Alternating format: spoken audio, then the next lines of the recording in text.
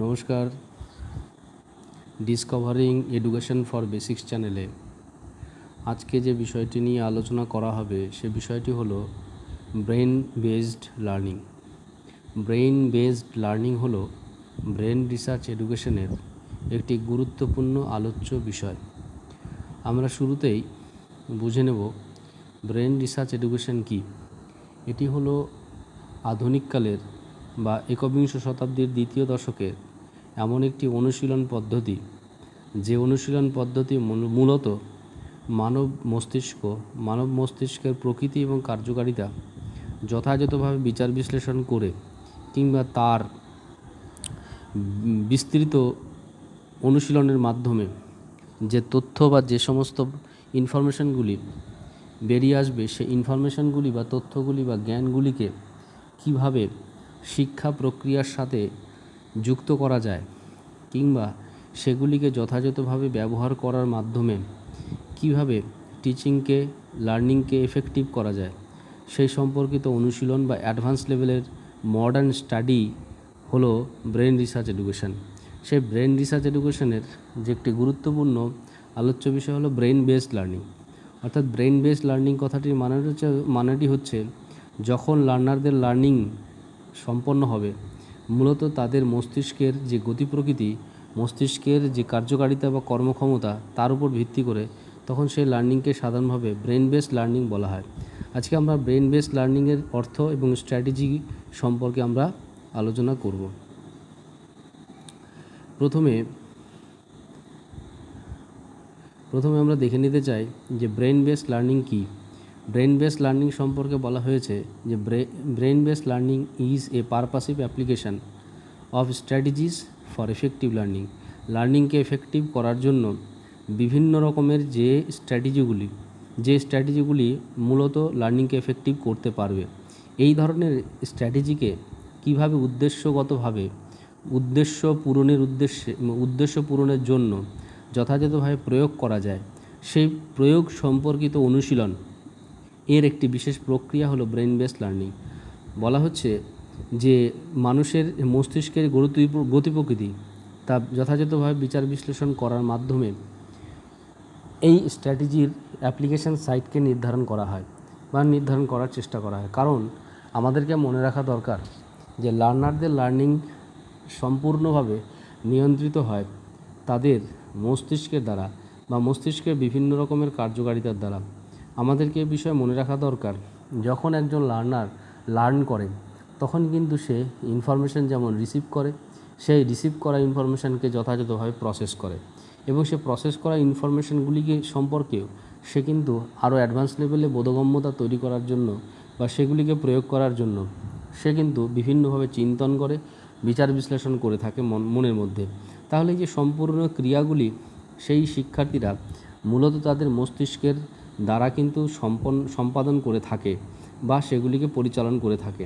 তাই brain based লার্নিংয়ে বলা হচ্ছে যে সেই সমস্ত স্ট্র্যাটেজিগুলোকে সেট করা, যে স্ট্র্যাটেজিগুলো মূলত ব্রেনের নীতির উপর গড়ে উঠেছে, ব্রেনের প্রকৃতির উপর ভিত্তি করে বা ব্রেন সম্পর্কিত তথ্যের উপর ভিত্তি করে গড়ে উঠেছে, সেই স্ট্র্যাটেজিগুলোকে কীভাবে অ্যাপ্লাই করা যাবে এবং সেই স্ট্র্যাটেজিগুলোকে অ্যাপ্লাই করার মূল উদ্দেশ্য হচ্ছে লার্নিংকে এফেক্টিভ করা, সেই সম্পর্কিত অনুশীলনকে বলা হচ্ছে brain based learning. Brain based learning is a process to study the functionality of human brain. এ সম্পর্কে আমরা আলোচনা করেছি যে একটা মানুষের মস্তিষ্ক, বিশেষ করে এখানে লার্নারদের মস্তিষ্কের কথা বলা হচ্ছে, যে লার্নারদের মস্তিষ্ক কীভাবে কাজ করছে, সে কাজ করার পদ্ধতি বা কাজ করার ধরন সম্পর্কে অনুশীলন করার একটি বিশেষ প্রক্রিয়া হচ্ছে ব্রেন বেসড লার্নিং। অর্থাৎ শিখনের সময় যদি দেখা যায় যে লার্নারের ব্রেন যেভাবে ফাংশন হওয়ার কথা, অর্থাৎ যেভাবে ফাংশন করলে লার্নারের লার্নিং এফেক্টিভ হবে বা এফেক্টিভ আউটকাম পাওয়া যাবে, সেরকম যদি পারফর্ম না দেয় বা সেরকম যদি কাজ না করে, তাহলে ভাবতে হবে যে সেখানে কিছু রকমের ঘাটতি রয়েছে এবং সেই ঘাটতি কীভাবে মিনিমাইজ করা যায়, সেই ঘাটতিগুলো কী করে দূর করা যায়, সেই সম্পর্কিত অনুশীলনের একটি বিশেষ কৌশল হলো brain based learning. Brain based learning সেজন্য বলা হচ্ছে যে মস্তিষ্কের কার্যকারিতা যদি দেখা যায় যে একজন শিক্ষার্থীর ব্রেনের কার্যকারিতা উপযুক্ত নয় বা সে ঠিকঠাকভাবে নিজের মস্তিষ্ককে কাজে লাগাতে পারে না, সেই লার্নারের কাছ থেকে কিন্তু এফেক্টিভ লার্নিং আশা করা যায় না। সেজন্য বলা হচ্ছে যে এই লার্নিংকে এফেক্টিভ করার জন্য আমাদেরকে বুঝে নিতে হবে যে যাদের লার্নিং সম্পর্কে আলোচনা করা হচ্ছে তাদের মস্তিষ্কের কার্যকারিতা কী রয়েছে সে সম্পর্কিত অনুশীলনের বিশেষ প্রক্রিয়া হচ্ছে brain base learning. Brain base learning is A combination of brain base scientific study and common sense. বলা হচ্ছে যে ব্রেন বেস লার্নিংয়ের মূল আলোচ্য বিষয় হচ্ছে বা মূল বিবেচ্য বিষয় হচ্ছে যে এখানে মস্তিষ্ককে আলোচনা করা হবে সায়েন্টিফিক নীতির উপর ভিত্তি করে এবং বলা হচ্ছে যে এটি হচ্ছে একটি কমন সেন্সের অনুশীলন, অর্থাৎ scientific study, brain base scientific study এবং কমন সেন্স, সাধারণ যে ধারণা, সাধারণ যে জ্ঞান, অর্থাৎ সাধারণ অবস্থায় মানুষ কী ভাবে, সাধারণ অবস্থায় মানুষ কি করে তাদের নিজের মস্তিষ্কের মাধ্যমে, সেই সাধারণ জ্ঞান বা সাধারণ দৃষ্টিভঙ্গি বা সাধারণ সিদ্ধান্ত, সেই সাধারণ জ্ঞান বা সাধারণ দৃষ্টিভঙ্গি বা সাধারণ সিদ্ধান্তের উপর ভিত্তি করে যখন বৈজ্ঞানিক পদ্ধতিতে বা বৈজ্ঞানিক প্রক্রিয়া অনুসারে মানবীয় মস্তিষ্ককে অনুশীলন করা হয়, সে অনুশীলন করার যে একটি সমষ্টিগত রূপ, সে রূপকে সাধারণভাবে বলা হচ্ছে brain base learning. Brain base learning সম্পর্কে আরও বলা হয়েছে যে ব্রেন বেস লার্নিং হলো is an appropriate to focus is a process to is an appropriate to focus the style of brain function in respect to direct students learning. লার্নারের যে learning প্রক্রিয়া কীভাবে পরিচালিত হবে, কোন দিকে পরিচালিত হবে, কোন অভিমুখে পরিচালিত হবে, সেই বিষয়টিকে ঠিক করার জন্য ব্রেন বেস লার্নিংয়ের কিন্তু বিশেষ গুরুত্ব রয়েছে। অর্থাৎ এটি হচ্ছে একটি উপযুক্ত বা কার্যকরী প্রক্রিয়া, যে কার্যকরী প্রক্রিয়াটির মূল আলোচ্য বিষয় বা মূল ফোকাল এরিয়া হচ্ছে যে মানুষের মস্তিষ্কের কার্যকারিতার ধরন, সেটিকে অনুশীলন করা, মানুষের মস্তিষ্কের কার্যকারিতার ধরন সম্পর্কে আলোচনা করা। সব মস্তিষ্কের কার্যকারিতার ধরন একরকম হয় না। হাইলি ইন্টেলেকচুয়াল মানুষ যেভাবে তাদের ব্রেনের ফাংশন করতে পারে, মডারেট ইন্টেলেকচুয়াল মানুষ কিন্তু সেভাবে নিজের ব্রেনের ফাংশন করতে পারে না। ঠিক লোয়ার ইন্টেলেকচুয়াল মানুষ কিন্তু নিজের ব্রেনের ফাংশনটা সেভাবে করতে পারে না। সেজন্য এখানে বলা হচ্ছে যে এই যে ব্রেনের যে ফাংশনের যে স্টাইল, কোন ব্রেনের ফাংশন কীভাবে ফাংশন করতে পারে, কোন ব্রেন কীভাবে ফাংশন করে, সেটি সম্পর্কে অনুশীলন করা বা অনুশীলনের বিবেচ্য বিষয় হচ্ছে brain base learning. Brain base learning সম্পর্কে আরও আমরা আলোচনা করব। এখানে বলা হচ্ছে when a learning is done based on the nature and function of human brain, that learning approach is known as brain base learning. সহজ করে বলতে গেলে এখানে বলা হয়েছে যে যখন একজন মানুষের যে শিখন বা শিক্ষার্থীর শিখন মূলত তার যে মস্তিষ্কের প্রকৃতি বা কার্যকারিতা তার উপর ভিত্তি করে পরিচালিত হয়, তাকেই সাধারণভাবে আমরা ব্রেন বেস লার্নিং বলে থাকি। ব্রেন বেস লার্নিংয়ের যে সমস্ত স্ট্র্যাটেজিস রয়েছে সেই স্ট্র্যাটেজিগুলি সম্পর্কে এবার আমরা আলোচনা করব। প্রথমে বলা হচ্ছে talking internally about the learned knowledge. Talking internally, এখানে বলা হচ্ছে যে নিজের সাথে নিজের কথা বলা, অর্থাৎ এখানে স্ট্র্যাটেজিটা কী হচ্ছে, যখন কিছু লার্নার যা কিছু যেটা শিখবে সেটা নিজেকে বোঝাবে, সামনের ব্যক্তিকে বোঝানোর পূর্বে নিজেকে সে ভালোভাবে বোঝাবে। সে যদি নিজেকে ভালোভাবে বোঝাতে পারে, অর্থাৎ নিজের মনের মধ্যে যে সংশয়গুলি, সেই সংশয়গুলি যদি সে প্রথমে নির্মূল করতে পারে, তাহলে কিন্তু তার লার্নিং কার্যকরী হবে। সেজন্য বলা হচ্ছে টকিং ইন্টারনালি, সে নিজেকে বোঝাবে সবার আগে। যা কিছু সে শিখছে, যে নলেজগুলি সে অর্জন করছে, সে নলেজগুলি কিন্তু নিজের কাছে নিজে এক্সপ্লেন করবে, নিজেকে ভালো করে নিজের কাছে নিজে ডেসক্রাইব করবে। এভাবে এক্সপ্লেন করা বা ডেসক্রাইব করার মাধ্যমে জ্ঞানের যে প্রায়োগিক দিক, জ্ঞানের যে গুরুত্ব বা জ্ঞানের যে সমস্ত গতি প্রকৃতি রয়েছে সেগুলি সম্পর্কে সে শিক্ষার্থী কিন্তু স্বতঃস্ফূর্তভাবে অ্যাডভান্স লেভেলে সেটিকে উত্তীর্ণ করতে পারবে। সেজন্য বলা হচ্ছে ব্রেন বেস লার্নিংয়ের যে প্রথম স্ট্র্যাটেজি হচ্ছে যে টকিং ইন্টারনালি, নিজের সাথে নিজে কথা বলা বা নিজে যা শিখছে সেটাকে নিজেকে এক্সপ্রেস করা। এরপরে বলা হচ্ছে দ্বিতীয় গুরুত্বপূর্ণ স্ট্র্যাটেজি হচ্ছে exercising the positive emotions to nurture the learning. নিজের যে লার্নিং প্রক্রিয়াটা রয়েছে সেই লার্নিং প্রক্রিয়াটিকে নার্চার করার জন্য বা সেটিকে যথাযথভাবে পরিচালন করার জন্য আমাদের পজিটিভ ইমোশনসের চর্চা করতে হবে। এখানে বলা হচ্ছে যেমন উৎসাহ বা ইতিবাচক দৃষ্টিভঙ্গি, বা এখানে বলা হচ্ছে যে উচ্চাভিলাষ, এই ধরনের যে বিভিন্ন রকমের পজিটিভ ইমোশনসগুলো রয়েছে, সে পজিটিভ ইমোশনসগুলোর চর্চা করার কথা এখানে কিন্তু বারবার বলা হয়েছে। অর্থাৎ যদি লার্নাররা তার নিজের পজিটিভ ইমোশনসগুলোকে ভালোভাবে চর্চা করে, এফেক্টিভলি চর্চা করে, তাহলে কিন্তু সে কিন্তু লার্নিংকে যথাযথভাবে রেগুলেট করতে পারবে। এ প্রসঙ্গে মনে রাখা দরকার, যদি লার্নিংকে এফেক্টিভ করতে হয় তাহলে কিন্তু positive environment, psychological environment create করা প্রয়োজন। কারণ আমাদের মনে রাখতে হবে, যদি নেগেটিভ সাইকোলজি বা নেগেটিভ ইমোশনস যদি ক্রিয়েট হয় লার্নিংয়ের সময় বা কগনিশনের সময়, তখন কিন্তু আমরা জানি যে সেখানে কিন্তু কনফিউশন তৈরি হওয়ার সম্ভাবনা তৈরি হয় বা সেখানে একটা ইনঅ্যাপ্রোপ্রিয়েট পরিস্থিতি তৈরি হয়। অর্থাৎ এখানে নেগেটিভ ইমোশনসকে যথাযথভাবে অ্যাভয়েড করার জন্য পজিটিভ ইমোশনসের যথাযথ এক্সারসাইজ করা প্রয়োজন। এবং এটি হচ্ছে একটি গুরুত্বপূর্ণ ব্রেন বেস লার্নিংয়ের স্ট্র্যাটেজি। অর্থাৎ লার্নারদেরকে সবসময় উদ্দীপিত করা হয় বা প্রভাবিত করা হবে তারা যেন নিজেদের পজিটিভ ইমোশনসগুলির এক্সারসাইজ করতে পারে। এবং সে যদি নিজের পজিটিভ ইমোশনসগুলোকে এক্সারসাইজ করতে পারে তাহলে কিন্তু সে লার্নিংয়ের সময় তার কিন্তু যে অ্যাক্টিভনেস, সাইকোলজিক্যাল অ্যাক্টিভনেস, সেই অ্যাক্টিভনেসটাকে প্রয়োজন অনুসারে মনিটরিং করতে পারবে। যদি সে তার নিজের ইমোশনসগুলোকে পজিটিভলি রেগুলেট করতে না পারে বা পজিটিভ ইমোশনসগুলোকে এক্সারসাইজ করতে না পারে, সে কিন্তু প্রয়োজনীয় মাত্রায় সে কিন্তু নিজের মানসিক অ্যাক্টিভনেসকে রেগুলেট করতে পারবে না। সেজন্য এটি বলা হচ্ছে ব্রেন বেস লার্নিংয়ের একটি গুরুত্বপূর্ণ স্ট্র্যাটেজি। এরপরে স্ট্র্যাটেজি সম্পর্কে বলা হচ্ছে effective practice of visual sensation, practice of chunking as a style of patterning. এখানে আমরা জানি যে সাধারণভাবে মানুষের মস্তিষ্কের একটি গুরুত্বপূর্ণ বৈশিষ্ট্য বা ধর্ম হলো যে প্যাটার্নে কোনো কিছুকে শিখতে পছন্দ করে। অর্থাৎ যখন কোনো কিছু জিনিস শিখবে বা সেটাকে ধরে রাখবে বা মনে রাখবে, সে তখন যদি সেই শেখন বা মনে রাখার যে বিষয়টি সেটি যদি একটা নির্দিষ্ট প্যাটার্নিং স্টাইলের মাধ্যমে সম্পন্ন হয় তাহলে সেটি কিন্তু দীর্ঘদিন ধরে মনে রাখতে পারে। যেমন চাঙ্কিংয়ের বিষয়টি এখানে বলা হচ্ছে। যেমন চাঙ্কিংয়ে কী বলা হচ্ছে, যেমন আমরা জানি যে কোনো ব্যক্তির যদি 10 ডিজিটের একটি ফোন নাম্বার থাকে, সেই 10 ডিজিটের ফোন নাম্বারটা কিন্তু সে সেইভাবে মনে রাখে না। সে নিজের সেই 10 ডিজিটের ফোন নাম্বারটি মনে রাখার জন্য সে কিন্তু কী করবে, যে কিছু গ্রুপিং সে করে থাকে। কীরকম গ্রুপিং করতে পারে, যেমন সে 4-4-8, 4-4-2 কিংবা 4-3-3 এরকম বিভিন্ন রকমের গ্রুপিং সে করতে পারে। এবং সে বিভিন্ন গ্রুপিং করার মাধ্যমে, সে গ্রুপিংয়ের মাধ্যমে কিন্তু সে তার মনে রাখার বিষয়টিকে প্র্যাকটিস করে থাকে বা মনে রাখতে পারে। এটিকে বলা যায় চাঙ্কিং স্টাইল। এটি কিন্তু একটি প্যাটার্নিং স্টাইল। এবং এখানে বলা হচ্ছে যে এই যে চাঙ্কিং স্টাইলের মাধ্যমেই কিন্তু চাঙ্কিং স্টাইলকে যথাযথভাবে প্রয়োগ করা বা চর্চা করার মাধ্যমে তারা যদি লার্নিং সক্রিয় ভূমিকা পালন করে বা লার্ন করতে চায় তাহলে সেক্ষেত্রে কিন্তু লার্নিং কার্যকরী হবে। এখানে আরেকটি কথা বলা হয়েছে ভিজুয়াল সেন্সেশন।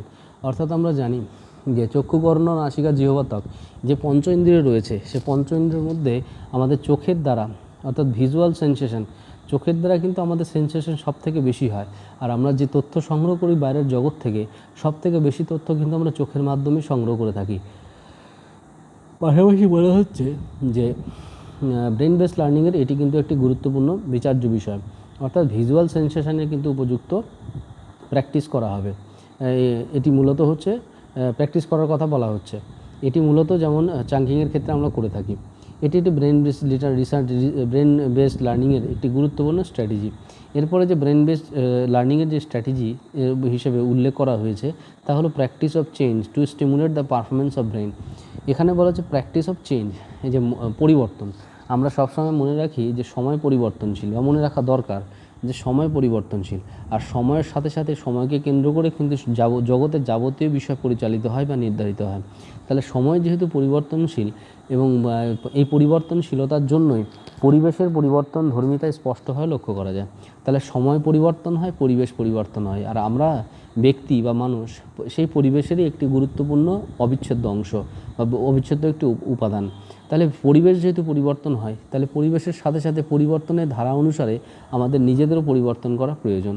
এবং সেই পরিবর্তন যদি আমরা যথার্থভাবে করতে পারি তাহলে কিন্তু আমাদের মস্তিষ্কের মধ্যে একটা পরিবর্তনের পরিবেশ তৈরি হবে, যা ব্যক্তির মধ্যে এটি পারফরমেন্স লেভেলটাকে যথাযথভাবে রেগুলেট করতে সাহায্য করবে।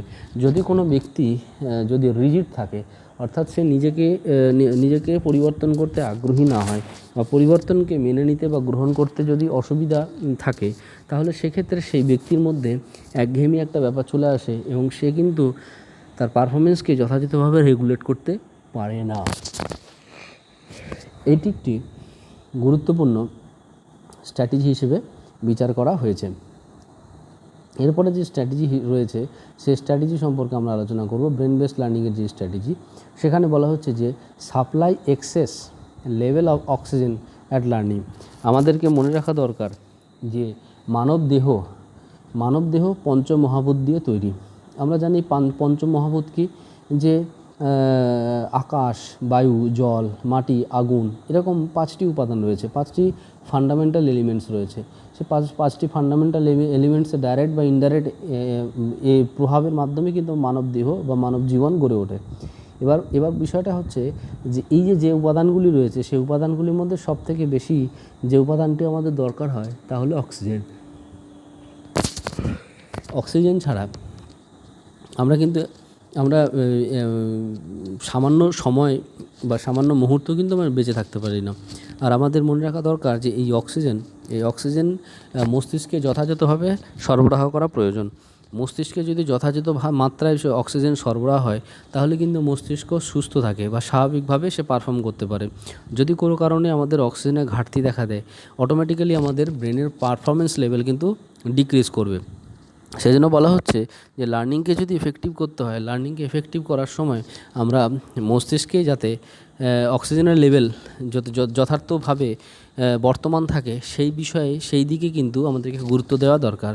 যদি অক্সিজেনের লেভেলে ঘাটতি থাকে তাহলে সেক্ষেত্রে কিন্তু লার্নিংকে এফেক্টিভ করা বা ব্রেনকে মানে এফেক্টিভলি পারফরমেন্সে উৎসাহিত করা বা প্রয়োগ করা বা কাজে লাগানোর ক্ষেত্রে কিন্তু সমস্যা রয়েছে।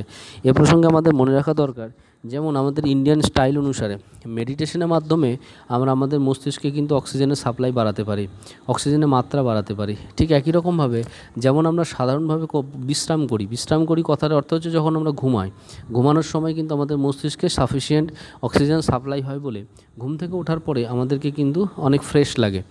ঠিক একই রকমভাবে তাই বলা হচ্ছে যে এই যে মস্তিষ্কে যদি যথাযথভাবে যথাযথভাবে অক্সিজেন সরবরাহ করা হয় তাহলে কিন্তু লার্নিংকে এফেক্টিভ করা যাবে। এটি হচ্ছে ব্রেন বেসড লার্নিংয়ের একটি গুরুত্বপূর্ণ স্ট্র্যাটেজি। এখানে আরেকটি স্ট্র্যাটেজি সম্পর্কে বলা হয়েছে যে practice to nurture the principle of assimilation. এখানে আমাদের মনে রাখা দরকার অ্যাসিমিলেট করে মনে রাখতে হবে, বা অ্যাসিমিলেশনের নীতি যে রয়েছে সেই অ্যাসিমিলেশনের নীতিকে অনুশীলন করা আমাদের খুবই প্রয়োজন। অ্যাসিমিলেশনের নীতি বলতে কী বোঝাচ্ছে, অর্থাৎ সমগোত্রীয় বা সমবৈশিষ্ট্য সম্পন্ন যে সমস্ত উপাদান বা কার্যকারিতার ক্রিয়াগুলি রয়েছে সেগুলিকে যখন আমরা সাদৃশ্যকরণের মাধ্যমে একটি নির্দিষ্ট গ্রুপের অন্তর্ভুক্ত করি বা সেটিকে নিয়ে অনুশীলন করি বা বিচার করি, তখন সেই প্রক্রিয়াকে বলা হচ্ছে অ্যাসিমিলেট করা বা অ্যাসিমিলেশন করা। এই অ্যাসিমিলেশনের যে নীতি রয়েছে সেটি যদি যথাযথভাবে পরিচর্যা বা পরিচালন করা যায় বা অনুশীলন করা যায় তাহলে দেখা যাবে যে আমরা একসঙ্গে বহু বিষয়কে মনে রাখতে পারছি বা একসঙ্গে বহু জ্ঞানকে আমরা প্রসেস করতে পারছি। অর্থাৎ সাইকোলজিক্যাল প্রসেসিংয়ের ক্ষেত্রে বা কগনিটিভ প্রসেসিংয়ের ক্ষেত্রে অ্যাসিমিলেশন টেকনিক বা অ্যাসিমিলেশনের যে নীতিগুলি রয়েছে তার কিন্তু ব্যবহারযোগ্যতা বা কার্যকারিতা সর্বাধিক, সেটি আমাদেরকে মাথায় রাখা দরকার এবং মনে রাখা দরকার। ব্রেন বেসড রিসার্চের ব্রেন বেসড লার্নিংয়ের এটি একটি গুরুত্বপূর্ণ স্ট্র্যাটেজি হিসেবে বিবেচিত হয়েছে। এরপরে যে বিষয়টির কথা বলা হচ্ছে practice to nurture the strategy of feedback. আমাদের সবসময় মনে রাখা দরকার যে লার্নিং সাধারণভাবে সম্পন্ন হয় কমিউনিকেশনের মাধ্যমে, বা কমিউনিকেশন কথাটির মানেটা হচ্ছে এটি যেমন হচ্ছে অন্য কোনো ব্যক্তির কাছ থেকে কোনো মেসেজ পাঠানোর মাধ্যমে কমিউনিকেশন হতে পারে। আবার ব্যক্তি যখন অটো লার্নিং করে, অর্থাৎ সে যখন নিজে শেখার সময় কিন্তু যেখান থেকে শেখে সেখান থেকে ইনফরমেশান সেন্ডিং হয় এবং সে তখন সেখানে নিজের থেকে সেই ইনফরমেশানকে বা মেসেজকে রিসিভ করে। তাহলে এই যে ইনফরমেশান সেন্ডিং এবং ইনফরমেশান রিসিভ, এই দুটো বিষয় কিন্তু কমিউনিকেশনের গুরুত্বপূর্ণ পার্ট। যদি কোনো রকমের ফিডব্যাক রিসিভ করার পরে যদি ফিডব্যাক না যায় তাহলে কিন্তু যেখান থেকে মেসেজ সেন্ডিং হচ্ছে সেখান থেকে কিন্তু মেসেজ সেন্ডিংয়ের ক্ষেত্রে কিন্তু এটি নির্দিষ্ট হবে না যে মেসেজটা যথাযথভাবে যথার্থ জায়গায় পৌঁছেছে কিনা। ফলে কিন্তু যেটা দেখা যাবে সেখানে কিন্তু ওয়ান ওয়ে কমিউনিকেশন তৈরি হবে, যেটি অ্যাক্টিভ মানসিক অবস্থা তৈরি করতে পারে না বা অ্যাক্টিভ পার্টিসিপেশনে উৎসাহিত করে না। লার্নারদেরকে যদি লার্নিং এনভায়রনমেন্টে অ্যাক্টিভলি পার্টিসিপেট করাতে হয় তাহলে আমাদেরকে মনে রাখা দরকার ফিডব্যাক সিস্টেমের যথোপযুক্ত প্রয়োগ বা অনুশীলন বা চর্চা করা খুবই দরকার। অর্থাৎ লার্নাররা যে লার্ন করলো কি না, লার্নারের কাছে কমিউনিকেশান, লার্নারের কাছে মেসেজ যথার্থভাবে পৌঁছলো কি না, লার্নার সেই যে লার্নেবল মেটেরিয়ালটাকে ভালোভাবে রিসিভ করলো কি না, সেটি সম্পর্কে সিদ্ধান্ত নেওয়া বা সে সম্পর্কে ধারণা গঠন করার জন্য আবশ্যিক যে বিষয়টি সেটি হচ্ছে ফিডব্যাক স্ট্র্যাটেজি। অর্থাৎ ফিডব্যাক গ্রহণ করতে হবে এবং সেটি হচ্ছে অত্যন্ত আবশ্যক। ফিডব্যাক গ্রহণের মাধ্যমেই কিন্তু বোঝা যাবে যে কমিউনিকেশন কমপ্লিট হয়েছে কি নাকি ইনকমপ্লিট রয়েছে, অ্যাপ্রোপ্রিয়েট হয়েছে না ইনঅ্যাপ্রোপ্রিয়েট রয়েছে। এই বিষয়টি সম্পর্কে সিদ্ধান্ত গ্রহণ করার জন্য ফিডব্যাকের একটি বিশেষ প্রয়োগ রয়েছে। এরপরে যে বিষয়টি রয়েছে সেটি হচ্ছে practice the approaches of hydration. এখানে বলা হচ্ছে স্টিমুলেশন টু ড্রিঙ্ক ওয়াটার। আমরা বলেছিলাম, আলোচনা করেছি পঞ্চমহাভূতের কথা। সেই পঞ্চমহাভূতের মধ্যে আরেকটি গুরুত্বপূর্ণ যে উপাদান সেটি হচ্ছে জল। আমাদের দেহের অধিকাংশ উপাদান হচ্ছে জলের দ্বারা গড়ে উঠেছে। তাহলে এখানে বলা হচ্ছে যে এই যে হাইড্রেশন অ্যাপ্রোচ কি, অনেক সময় আমাদের দেহের মধ্যে জলের ঘাটতি যদি দেখা যায়, যেমন অক্সিজেনের ঘাটতি দেখা দিলে আমাদের সাইকোলজিক্যাল সেক্টরে বা মানসিক স্তরে আমরা কিন্তু ব্রেনের ফাংশনটাকে হারিয়ে ফেলি বা ব্রেনের ফাংশনটা কমে যায়, অর্থাৎ অ্যাক্টিভ পার্টিসিপেশনের জায়গাটা কিন্তু কমে যায়। তাই এখানে বলা হচ্ছে ঠিক একই রকমভাবে যদি জলের পরিমাণ যদি দেহের মধ্যে কমে যায়, তাহলে দেখা যাবে যে আমাদের যে বিভিন্ন সেল বা অঙ্গ প্রত্যঙ্গগুলো রয়েছে তার মধ্যে কিন্তু একটা উইকনেস কাজ করবে এবং সেই উইকনেসের জন্য কিন্তু শরীর কিন্তু অ্যাক্টিভ হতে পারবে না। আর আমরা জানি যে সুস্থ দেহে সুস্থ মনের বাস। যদি আমার দেহ যদি সুস্থ না থাকে, অর্থাৎ শরীরের মধ্যে যদি অসুস্থতা বিরাজ করে, অসুস্থতা যদি বর্তমান থাকে, তাহলে কিন্তু মানসিক ক্ষেত্রেও কিন্তু অসুস্থতা আমরা স্পষ্টভাবে লক্ষ্য করতে পারবো। তাই দেহকে যদি অ্যাক্টিভ করতে হয় বা দেহকে যদি সুস্থ রাখতে হয়, তাহলে কিন্তু আমাদেরকে যথোপযুক্ত বা উপযুক্ত পরিমাণে জলের সরবরাহ করা প্রয়োজন। এটি কিন্তু আরেকটি গুরুত্বপূর্ণ ব্রেন বেসড লার্নিংয়ের স্ট্র্যাটেজি হিসেবে বিবেচনা করা হয়েছে। এরপরে যে আরেকটি গুরুত্বপূর্ণ স্ট্র্যাটেজির কথা বলা হচ্ছে সেটি হচ্ছে providing the positive environment provide করার কথা বলা হয়েছে। আমরা জানি যে পজিটিভ এনভায়রনমেন্ট ক্রিয়েট হবে কিভাবে, পজিটিভ বিভিন্ন রকমের বিষয়বস্তু আয়োজন করার মাধ্যমে বা অ্যাক্টিভিটিগুলোকে ডিজাইন করার মাধ্যমে। এখানে আমরা বলবো যে পজিটিভ এনভায়রনমেন্ট বলতে সাধারণভাবে এখানে দু রকম এনভায়রনমেন্টের কথা বলা হচ্ছে। লার্নারদের মনের পরিবেশের কথা বলা হচ্ছে এবং পাশাপাশি হচ্ছে এক্সটার্নাল এনভায়রনমেন্টের কথা বলা হচ্ছে, যেখানে লার্নারের লার্নিং প্রসেসটি কন্ডাক্ট হয়ে থাকবে। অর্থাৎ ক্লাসরুম এনভায়রনমেন্টের কথা বলা হচ্ছে, অর্থাৎ সাইকোলজিক্যাল এনভায়রনমেন্ট এবং ক্লাসরুম এনভায়রনমেন্ট। এখানে বলা হচ্ছে সাইকোলজিক্যাল এনভায়রনমেন্টেও যেমন পজিটিভ ডাইমেনশন বা পজিটিভ অ্যাসপেক্টসগুলি নার্চার করা যেমন অত্যন্ত আবশ্যক, পাশাপাশি যে পরিবেশে সে পড়াশোনা করছে বা পড়াশোনা করতে চাইছে বা আগ্রহ রয়েছে, সেই পরিবেশের মধ্যে যে বিষয়বস্তুগুলি, সেই বিষয়গুলিকেও যথাযথভাবে পজিটিভভাবে ডিজাইন করা প্রয়োজন।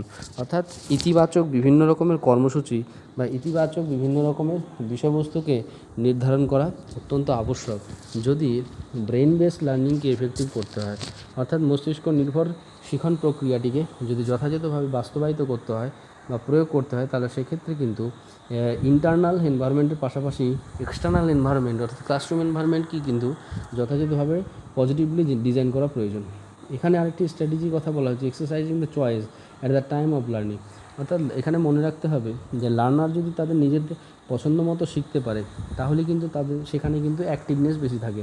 কারণ আমাদেরকে মনে রাখা দরকার যে চয়েসের মধ্যে রয়েছে নিজের ভালো লাগা বা খারাপ লাগার বিষয়গুলি।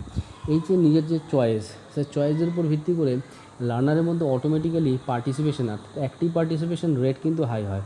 অর্থাৎ যদি আমরা কৃত্রিমভাবে তাদেরকে পার্টিসিপেটিভ করতে চাই, সেক্ষেত্রে আমাদের যে পরিমাণে বেগ পেতে হয় বা আমাদেরকে চেষ্টা করতে হয়, যদি লার্নারকে চয়েস বেসড অ্যাক্টিভিটির মধ্যে বা তাদের পছন্দসই কাজের মধ্যে তাদেরকে অন্তর্ভুক্ত করা যায়, তাহলে কিন্তু তাদেরকে অ্যাক্টিভ করাটা বা তাদেরকে অ্যাকাডেমিক কাজে পার্টিসিপেটিভ করাটা সহজ হবে। অর্থাৎ লার্নারকে যদি অ্যাক্টিভ করতে হয় বা পার্টিসিপেটিভ করতে হয়, তাহলে সেক্ষেত্রে কিন্তু তাদের চয়েসের উপর ভিত্তি করে তাদের লার্নেবল মেটেরিয়াল বা তাদের নলেজের যে জায়গাগুলি সেগুলিকে নির্ধারণ করা খুবই প্রয়োজন। এটি কিন্তু একটি গুরুত্বপূর্ণ বিবেচ্য বিষয়। এরপরে আমরা দেখব এখানে আরেকটি বিষয় নিয়ে সম্পর্কে বলা হয়েছে practices of optimistic attitude at the time of learning. অর্থাৎ সবসময় ইতিবাচক একটি মনোভাব যেন তাদের মধ্যে গড়ে ওঠে, এই বিষয়টিকেও কিন্তু আমাদের ফোকাস করতে হবে। অর্থাৎ আশাবাদী যেন তারা হয়।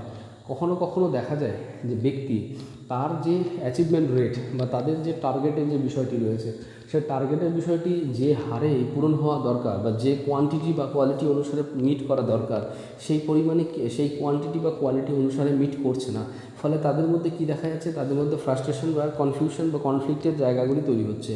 ফলে কিন্তু তাদের মধ্যে কী হবে, এই ধরনের নেগেটিভ যখন ইমোশনসগুলো তাদের মধ্যে ক্রিয়েট হবে, অটোমেটিক্যালি তাদের মধ্যে তাদের যে সাইকোলজিক্যাল এনভায়রনমেন্ট, সেই সাইকোলজিক্যাল এনভায়রনমেন্টে একটি নেগেটিভ বাতাবরণ তৈরি হবে। এর ফলে অটোমেটিক্যালি তাদের মধ্যে গ্রহণযোগ্যতার বিষয়টি কমে যাবে এবং সেখানে সেই এনভায়রনমেন্ট কিন্তু একটি নেগেটিভ এনভায়রনমেন্ট এর রূপ নেবে, যার ফলে তাদেরকে অ্যাক্টিভ করা সম্ভব হবে না বা পার্টিসিপেটিভ করা সম্ভব হবে না। সেই জন্য বলা হচ্ছে, যখন লার্নিং প্রক্রিয়া বা শেখন প্রক্রিয়াটি শুরু হবে, তখন কিন্তু আমাদেরকে সবসময় মাথায় রাখা দরকার যে এমন অ্যাক্টিভিটি বা এমন ভাবমূর্তি তাদের সামনে তুলে ধরতে হবে বা এমন বিষয়বস্তুগুলি তাদের সামনে তুলে ধরতে হবে যেখানে তারা যেন স্পষ্টভাবে বুঝতে পারে যে সেখানে একটি অপটিমিস্টিক বাতাবরণ রয়েছে, আশাবাদী তার একটা জায়গা রয়েছে। এখানে কিন্তু আমাদেরকে ফোকাস করা দরকার। এরপরে যেটা বিষয় রয়েছে সেটা হচ্ছে প্র্যাকটিস অফ মিনিংফুল লার্নিং। আমাদেরকে মনে রাখা দরকার যে আমাদের মস্তিষ্ক অর্থপূর্ণ বিষয়বস্তুকে গ্রহণ করতে পছন্দ করে। তাহলে অটোমেটিক্যালি যখন লার্নারদেরকে লার্নিংয়ের জন্য উৎসাহিত করা হয়, তখন কিন্তু আমাদেরকে মনে রাখতে হবে তাদের সামনে যে অ্যাক্টিভিটিগুলি তুলে ধরা হবে বা তাদের সামনে যে সমস্ত জ্ঞান বা অভিজ্ঞতাগুলি তুলে ধরা হবে, সেগুলি যেন অর্থপূর্ণ হয়। অর্থাৎ যদি অর্থপূর্ণ না হয়, যদি অর্থহীনতা এই লার্নেবল মেটেরিয়ালের মধ্যে থাকে এবং সেই বিষয়গুলি যদি সুগঠিত বা সুপরিকল্পিতভাবে তাদের সামনে তুলে না ধরা হয়, অর্থাৎ সিকোয়েন্সিয়ালি তাদের সামনে তুলে ধরা না হয়, তাহলে সেক্ষেত্রে কিন্তু তাদের কনসেপ্ট ক্লিয়ার হবে না, তাদের বোধগম্যতা তৈরি হবে না, বোধগম্যতার স্বচ্ছতা আসবে না। এর ফলে কিন্তু তাদের মধ্যে কনফিউশন দেখা দেবে, আর এই কনফিউশন থেকে কিন্তু তাদের মধ্যে আত্মবিশ্বাসের অভাব দেখা দেবে, আর এই আত্মবিশ্বাস থেকে কনফ্লিক্ট থেকে ফ্রাস্ট্রেশন বা এই ধরনের বিভিন্ন রকম সাইকোলজিক্যাল প্রবলেমগুলো তৈরি হতে পারে। সেই বিষয়টি সম্পর্কে আমাদেরকে সচেতন থাকা দরকার, যাতে লার্নেবল যে মেটেরিয়ালগুলো বা লার্নিংয়ের যে বিষয়গুলি, সেগুলি যেন যথাযথভাবে চর্চা করার সুযোগ থাকে। আপনারা সকলে মনোযোগ সহকারে শুনছিলেন, তার জন্য অসংখ্য ধন্যবাদ।